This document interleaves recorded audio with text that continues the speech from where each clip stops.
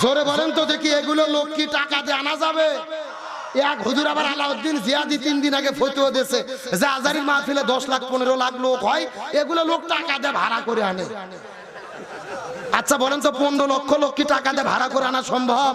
আলেমদের বিরুদ্ধে ষড়যন্ত্র করে আলেমদের ভালোবাসা কি তারা ছিন্ন করতে পেরেছে? আজারির মাহফিল হবে লালমনিরহাট জেলার ভেতরে, 2 দিন আগে থেকে হাজার হাজার মানুষ লালমনিরহাটে জড়ো হয়েছে। আগামী কালকে হবে মাহফিল, আর আজকে রাতে ছিন্ন করতে পেরেছে? আগামী কালকে আজারির মাহফিল হবে লালমনিরহাট জেলার ভেতরে, 2 দিন আগে থেকে হাজার হাজার মানুষ লালমনিরহাটে জড়ো হয়েছে। আগামী কালকে হবে মাহফিল, আর আজকে রাতের ভেতরে হাজার হাজার মানুষেরা তার প্যান্ডেলের মধ্যে গিয়ে রাত্রি যাপন করতেছে। চিৎকার করে বলেন আল্লাহু আকবার। জোরে বলেন তো দেখি, এগুলো লোক কি টাকা দিয়ে আনা যাবে? এক হুজুর আবার আলাউদ্দিন জিয়াদি 3 দিন আগে ফতোয়া দিয়েছে যে আজারির মাহফিলে 10 লাখ 15 লাখ লোক হয়, এগুলো লোক টাকা দিয়ে ভাড়া করে আনে। আচ্ছা বলেন তো 15 লক্ষ লোক কি টাকা দিয়ে ভাড়া করে আনা সম্ভব? বাংলাদেশের বড় বড় রাজনৈতিক দল আছে, তারা সমাবেশ করে কোটি কোটি টাকা খরচ করে, মাথা পুটি 500 টাকা করে দেয়, তাই লাখ লাখ লোক জোগাড় করতে পারে না। আর আজারির মাহফিলে 15-20 লক্ষ 25 লক্ষ মানুষ যায়, এগুলো টাকার জন্য যায় না, এরা যায় কোরআনের ভালোবাসায়। আপনি টাকা দিয়ে লোক ভাড়া করে নিয়ে যাবেন, ওরা সমাবেশে থাকবে ততক্ষণ, বিরিয়ানির প্যাকেট পাবে না যতক্ষণ। এ কথা কন না গা, বিরিয়ানির প্যাকেট পাওয়ার পরে আর থাকে? আর আজারির মাহফিলে 3 দিন আগে মানুষেরা গিয়ে ঘুম পাড়তেছে, তার জন্য অপেক্ষা করতেছে। নিঃসন্দেহে এগুলো কিসের মহাব্বত? তারা চেষ্টা করেছিল সাইদির মাহফিলে লাখ লাখ লোক হয়, আল্লামা সাইদিকে হত্যা করে দেব। কোন বক্তার মাহফিলে আর লক্ষ লক্ষ লোক হবে না। আল্লাহর কি খেলা, আল্লামা সাইদি আসলে লোক হইতো 1 লাখ, আর আজারির মাহফিলে লোক হচ্ছে 20 লাখ। আল্লাহু আকবার বলেন। আল্লামা সাইদি নিজেই বলেছিল, এই যে লক্ষ লক্ষ মানুষ আমার মাহফিলে আসে, এই মানুষগুলো আমার আকর্ষণে আসে না, এরা আসে আল্লাহর কোরআনের আকর্ষণে। সুতরাং আলেমদেরকে জেলেবন্দি করে, আল্লামা সাইদিকে হত্যা করে, আমির হামজা মামুনুল হককে জেলেবন্দি করে, আজারিকে দেশছাড়া করে কোরআনের গণজোয়ার বন্ধ হয়নি। কোরআনের যেই গণজোয়ার চলতেছে, আজারির মাহফিলের জনসমুদ্র প্রমাণ করে আগামীর বাংলাদেশ হবে কোরআনের বাংলাদেশ, আগামীর বাংলাদেশ হবে ইসলামের বাংলাদেশ, আগামীর বাংলাদেশ হবে আলেমদের বাংলাদেশ। এই জন্য আমাদের একতাবদ্ধ থাকার দরকার আছে না নাই? আমি চিন্তা করলাম আজারির এত জনপ্রিয়তার কারণ কি? বর্তমানে আজারি হচ্ছে হ্যামিলনের বেশিওয়ালা। হ্যামিলনের, আপনারা গল্পের মধ্যে শুনেছেন, হ্যামিলনের বাসিওয়ালা এক ব্যক্তি ছিল, যেখানে যাইতো লাখ লাখ লোক তার পেছনে যেত। আজকে আজারির অবস্থাও কিন্তু তাই। কিন্তু তার এত জনপ্রিয়তা, আমি চিন্তা করলাম কারণ কি?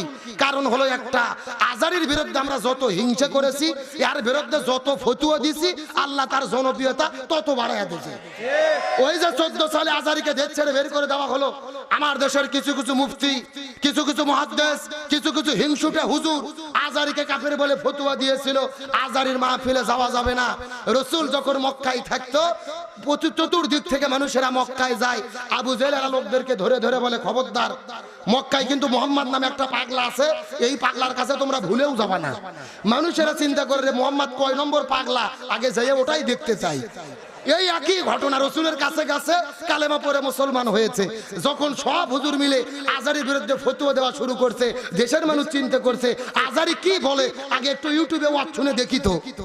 সবাই ওয়াজ শুনে দেখছে, না এনার তো কণ্ঠ ভালো, আলোচনা ভালো, তাফসীর ভালো, তার মানে আজারির বিরুদ্ধে ফতোয়াবাজি করে কোনো লাভ হয়নি। আজারির বিরুদ্ধে যত ফতোয়া চলেছে, আল্লাহ তার জনপ্রিয়তা তত বাড়াইয়া দিয়েছে। আজারি কি কোনো দলের? কিন্তু তিনি যশোরে এক মাহফিলে শুধু বলছিল যে এক দল খাইছে আর এক দল খাবার জন্য রেডি হয়েছে। আচ্ছা বলেন তো, উনি কি কোনো দলের নাম বলছে? কিন্তু কিছু কিছু লোক এটা ভুল বুঝে নিজেদের দিকে টানে এনেছে, ঠিক না? উনি কোনো দলের নাম বলেনি। আমাদের বগুড়া একটা কথা আছে, চোরের মন পুলিশ পুলিশ বলতেছে খাটের নিচে কেড়ে, ও লাভ দৌড়ে বলতেছে কলা খাইনি। আমি তো মনে করি আজারির বক্তব্যের বিরোধিতা করা মানে আপনার নিজেদেরকে আরো দোষী বলে স্বীকার করা। এই জন্য খবরদার নিজেদের দিকে বক্তব্য নেবেন না। আজারি কোনো দলের নয়, আজারি বাংলাদেশের 18 কোটি মানুষের সম্পদ, আজারি মুসলিম উম্মার সম্পদ। আমি মনে করি লালমনিরহাট জেলার মাহফিল বাংলাদেশের সব মাহফিলে রেকর্ড ছাড়িয়ে যাবে। আমরাই যদি লালমনিরহাটে ওয়াজ করি 20-50 হাজার লোক হয়, রংপুরের লোকের আলোচনা বেশি শোনে, শ্রোতা বেশি হয়, আজারির মাহফিলে 20 থেকে 30 লক্ষ মানুষের বিপ্লব ঘটবে ইনশাআল্লাহ। এখন আসেন আলোচনা করি। তাহলে আল্লাহর কাছে সবচাইতে প্রিয় হলো কি? বিজয়ের আন্দোলন করা। গভীর মনোযোগ মাথার মধ্যে ঢুকান। আমার নবীজি রমজান মাসে 16 দিন রোজা রেখেছে। জোরে বলেন কয়দিন? 17 রমজান নবীজি সকালবেলা রোজা ভেঙে ফেললেন, খেজুর খাইলেন, পানি খাইলেন। সাহাবীদেরকে বললেন তোমরাও রোজা ভেঙে ফেলো। সাহাবীরা বলতেছে ইয়া রাসূলুল্লাহ, এটা কেমন কথা বললেন? আপনি না 3 দিন আগে ওয়াজ করলেন একটা রোজার এত দাম, ইচ্ছা করে যদিও একটা রোজা ছেড়ে দেয় লাগাতার 60টা রোজা রাখতে হবে, আবার যদি একটা রোজা ছেড়ে দেয় আবার লাগাতার 60টা রোজা রাখতে হবে, আপনি কেন রোজা ছাড়তে বললেন? রাসূল বলতেছে বেশি বোঝার চেষ্টা করো না। ওয়ামা আতাকুমুর রাসূলু ফাখুযুহু ওয়ামা নাহাকুম আনহু ফান্তাহু। আমি নবী যা বলি তা তোমরা করো, যা করতে নিষেধ করি তা থেকে দূরে থাকো। এখন আবু জেহেল মদিনা আক্রমণ করেছে, আর বসে থাকা যাবে না। এখন আবু জেহেলের মোকাবেলা করতে হবে। তার মানে বোঝা গেল রোজা রাখা ইবাদত, কিন্তু রোজার চাইতেও দামি ইবাদত হলো এই জমিনের ভেতরে কোরআন বিজয়ের আন্দোলন করা। আমার প্রিয় বন্ধুগণ, মুসলমান ভাইরা গভীর মনোযোগ। কোন দিকে নজর নাই, কোন দিকে তাকাতাকি নাই। ছোট্ট করে একটা মেসেজ আপনাদের মধ্য দিয়ে বিদায় নিয়ে চলে যাওয়ার চেষ্টা করব। কথাগুলো সুন্দর করে বোঝার চেষ্টা করবেন।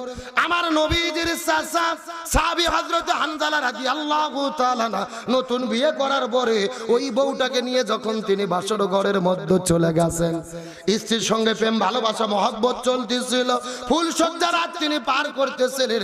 এমন সময় গভীর রজনীতে মদিনার অলিগলি থেকে কে যেন চিৎকার করে ডাক দে বলে, কুতিলা মুহাম্মদ, মুসলমানদের নবী বিদায় নিয়ে চলে গেছে। এই কথা শোনার পরে হযরত হানজালা বউটাকে বাসর ঘরে রাখার পরে বিছানার থেকে লাফ দিয়ে ওঠার পরে এক দৌড়ে তিনি কূপের মধ্যে চলে গেলেন গোসল করার জন্য। মিরাপুরে মুসলমান গভীর মনোযোগ লক্ষ্য করে বোঝার চেষ্টা করবেন। হযরত হানজালা কূপের কাছে যাওয়ার পরে ওই কূপের মধ্য থেকে পানি উঠাইয়া যখন গোসল করা শুরু করবেন, ওই পানিটা যখন আস্তে করে তিনি শরীরের মধ্যে ঢালা শুরু করবেন, আবার বাইরে থেকে কে যেন ডাক দিয়ে বলে, ফানা, যুদ্ধ শুরু হয়ে গেছে। কুতিলা মুহাম্মদ, মুসলমানদের নবী উহুদের প্রান্তরে বিদায় নিয়ে চলে গেছে। হযরত হানজালা এই কথা শোনার পরে পানিটা কূপের মধ্যে ফেলে দিলেন। আস্তে করে বাসর ঘরের মধ্যে যাওয়ার পরে হাতের মধ্যে তরোয়াল নিয়ে যখন তিনি যুদ্ধের ময়দানে যাওয়া শুরু করবেন, পেছন দিক থেকে তার বিবি কাপড়টা টেনে ধরেছে। ও গো প্রাণের স্বামী, আপনি যুদ্ধ করতে যাবেন আমার কোনো আপত্তি নাই, কিন্তু আপনার তো ফরজ গোসল বাকি আছে, আপনি গোসল বাদ দিয়ে কেমনে করে যুদ্ধ করতে চলে যাবেন? ও গো প্রাণের স্বামী, ফরজ গোসল করার পরে আপনি যুদ্ধ করার জন্য চলে যান, এর মধ্যে আমার কোনো আপত্তি নেই। এই কথা বলার পরে যখন স্ত্রী পেছন দিক থেকে টান ধরেছে, হযরত হানজালা ডাক দিয়ে বলে, ও গো প্রাণের বিবি, আমি যদি গোসল করা শুরু করি আর মুসলমানদের নবী উহুদের প্রান্তরে যদি শহীদ হয়ে বিদায় নিয়ে চলে যায়, হাসরের ময়দানে আল্লাহ যদি আমাকে জিজ্ঞেস করে বলে, এ হানজালা, মুসলমানদের নবী উহুদের প্রান্তরে শহীদ হয়ে বিদায় নিয়ে চলে গেল, আর তুমি বাসর ঘরের ভেতরে কেমন করে স্ত্রীকে নিয়ে তুমি সময় পার করলা? ও গো প্রাণের ভাবি, এমন প্রশ্ন যদি আল্লাহ আমাকে করে, তখন আমি আল্লাহর কাছে কেমন করে জবাব দেব? লিল্লাহি তাকবীর। মিরপুরে মুসলমান গভীর মনোযোগ লক্ষ্য করে বোঝার চেষ্টা করবেন। হযরত হানজালা কথাটা বলার পরে হাতের মধ্যে তরোয়াল নেওয়ার পরে দৌড়ানো শুরু করলেন যুদ্ধের ময়দানে। যেতে যেতে যেতে যেতে যখন তিনি উহুদের প্রান্তরে চলে গেলেন, উহুদের প্রান্তরে যাওয়ার পরে যুদ্ধ শুরু হলো। যেহেতু তার ফরজ গোসল বাকি ছিল, ফজর নামাজ তিনি পড়তে পারলেন না, জোহরটাও কাজা হয়ে গেল, আসরটাও কাজা হয়ে গেল। এক নয়, দুই নয়, 3 ওয়াক্ত নামাজ তিনি কাজা করলেন। চিৎকার করে বলেন, কয় ওয়াক্ত? একদিকে ফরজ গোসল বাকি হয়ে গেল, আর একদিকে 3 ওয়াক্ত ফরজ নামাজ কাজা হয়ে গেল, যুদ্ধ করতে করতে করতে করতে কয়েকজন কাফেরকে বিদায় করে দিয়েছে।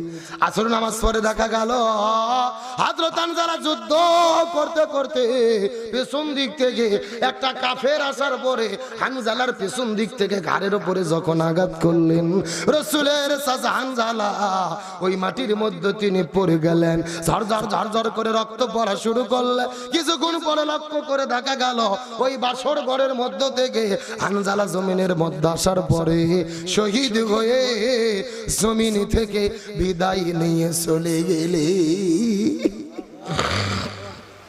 এ মিরপুর মুজিবনগর মুসলমান গভীর মনোযোগ, ওদের বান্তরে শুধু হানজালা নয়, নবীজির ৭০ জন সাহাবী জীবন দিয়ে শহীদ হয়ে বিদায় নিয়ে চলে গেছেন। আজকেও যারা মক্কা মদিনায় হজ আর উমরা করার জন্য চলে যাবেন, ওই মদিনায় যাওয়ার পরে লক্ষ্য করে দেখবেন উহুদ পাহাড়ের নিচে একই জায়গার ভেতরে আমার নবীজি দয়া করে মায়া করে মহব্বত করে করে ৭০ জন সাহাবীর কবর দিয়ে রেখেছে। একই জায়গার মধ্যে লক্ষ্য করে দেখবেন ৭০ জন সাহাবীর কবরও কিন্তু দেওয়া রয়েছে। আমার নবী বড় দয়া করে মায়া করে কান্না করে করে আমার নবী নিজে হাতে ৭০ জন সাহাবীর কবর আমার নবীজি দিয়ে রেখেছে। মদিনায় যাওয়ার পরে লক্ষ্য করে দেখলাম মদিনার ভেতরে হাজার হাজার পাহাড় দেখা যায়, কোন পাহাড় কিন্তু অতটা লাল না, উট পাহাড়কে যত পরিমাণ লাল দেখা যায়। গভীর মনোযোগ বোঝার চেষ্টা করবেন, ওই মদিনার ভেতরে হাজার হাজার পাহাড়ের ভেতরে অন্যান্য পাহাড় অতটা লাল না, যত লাল উট পাহাড়টা দেখা যায়। মদিনার মানুষদেরকে জিজ্ঞেস করে বললাম, ভাই এই উট পাহাড়টা এত পরিমাণ লাল কেন হলো জানতে চাই। মদিনার মানুষেরা বলে, হুজুর আমরা কিতাবের মধ্যে পড়েছি, আমাদের পূর্বপুরুষদের কাছে শুনেছি আমার নবী যুদ্ধ করার জন্য উহুদের প্রান্তরে যখন চলে গিয়েছিলেন, যুদ্ধ করতে করতে করতে করতে পেছন দিক থেকে একটা কাফের আসার পরে নবীজির মাথার উপরে জোরে হামলা জোরে যখন আঘাত করেছে, নবীজির মাথার হেলমেটটা ভাঙার পরে নবীজির দাঁতের মধ্যে যখন ঢুকে বললেন, নবীজির দন্দান মোবারকটা যখন শহীদ হয়ে গেল, নবীজির মুখের মধ্য থেকে রক্ত বের হয়ে একটা ফোঁটা রক্ত ওই মদিনার মধ্যে যখন পড়েছে, পুরো মদিনা থর করে কাঁপা শুরু করেছে। আর একটা ফোঁটা রক্ত যখন ওদের নিচে পড়েছে, ওই উহুদ পাহাড়টা কাঁপতে কাঁপতে কাঁপতে কাঁপতে ওই সাদা আর কালো থেকে লাল আকার ধারণ করেছে। আমি নবী না চিনিলাম, কি ভুল করিলাম, আমি নবী না চিনিলাম, কি ভুল করিলাম, ভাসুমে ঢালিলাম ঘি, মানুষ হইয়া জন্ম লইয়া মানুষের করিলাম কি, আমি মানুষ হইয়া জন্ম লইয়া মানুষের করিলাম কি।